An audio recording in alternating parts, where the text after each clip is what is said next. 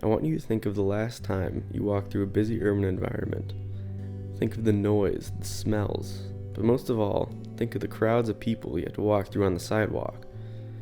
Now multiply that by about 30. I know it's hard to imagine, but that is the relative population density of Kowloon Walled City, the densest city in the world. The square footage of Kowloon's city limits are barely greater than 4 football fields. It's nearly 30 times denser than New York's East Village, which is one of the most densely populated areas in the United States. Doesn't seem like an ideal living situation, right? So, how does something like this happen?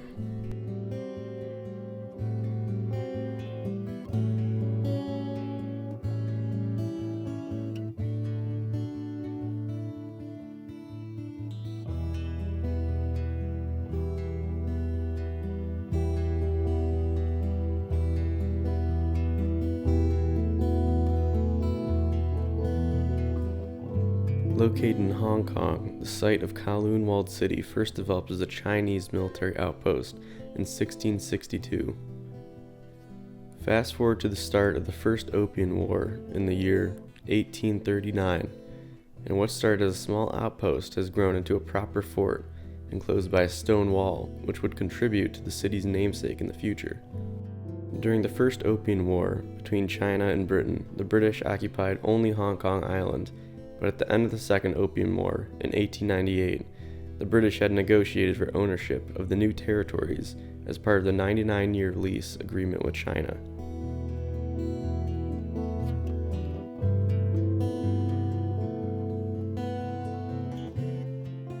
With the exception of what was to become Kowloon Walled City, those roughly 6.5 acres remained as the only Chinese land in Hong Kong. From there, the walled city was neglected by the Chinese for the next 50 or so years and remained virtually unchanged until 1949, when the end of World War II, as well as the Chinese Civil War, brought in waves of Chinese fleeing the mainland and seeking refuge in the British-occupied Hong Kong.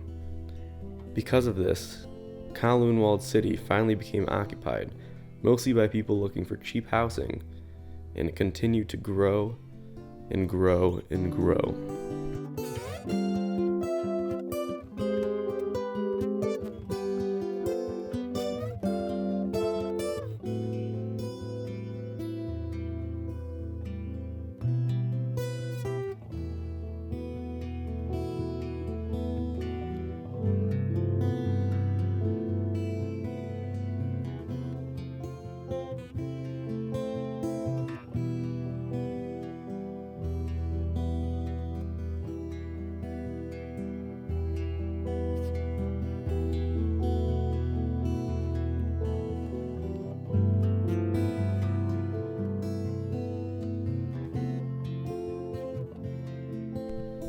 The only real building restrictions that had to be followed was a height limit of 14 stories due to the nearby airport. People built residences and shops wherever there was space until the entire city volume was filled up. The built environment became so packed and so many connections between buildings were made that the city became more like a single megastructure with a maze of alleys to navigate it. Electricity and plumbing was a nightmare. Everyone just fended for themselves, tapping into each other's electric lines and dumping their waste wherever they could. This resulted in very, very unsanitary living conditions. The air quality was not good. The alleys were full of wires and dripping plumbing pipes. People had to carry umbrellas all around the city, and the alleys were extremely dark due to a lack of natural light. So now you may be asking yourself, who would ever want to live in these conditions? The main driver for urban growth in Kowloon was the cost of living. It was very, very low due to the lack of government oversight. There were hardly any taxes, building codes, or real policing. Because of this, illegal businesses flourished. Medical practitioners came from mainland China to practice without licenses.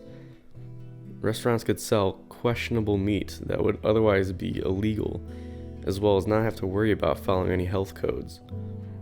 Gangs, drug dealers, gambling, and prostitution rings quickly formed and shaped what the city became to be, a place of anarchy. And alongside these criminals were people just trying to live a normal life for a low cost of living. This is what one of the residents have to say about living in Kowloon. 入邊咧冚唪唥都係嗰啲三不管啊、黑社會啊、有嫖賭飲蕩吹啊，係咪？咁啲人集合喺度嘅，一家人住一間屋咧，裏邊咧大約係百零尺到啊，但係都要住好多人嘅。我哋兄弟姊妹有6、7個。Eventually, the crime and drug use became too rampant due to the city's lack of policing. Citizens' life safety had become irreversibly endangered because of what the city's unregulated infrastructure had snowballed into over the years. For those reasons, with 10 years left of the 99-year lease of Hong Kong, both the British and Chinese governments agreed to demolish Kowloon Walled City and turn it into a park. Kowloon Walled City is a very interesting warning as to what might happen if city centers were to handle rapid urbanization incorrectly. As our city populations increase in the United States, I think it's very important that we keep Kowloon Walled City in mind and avoid its many failures.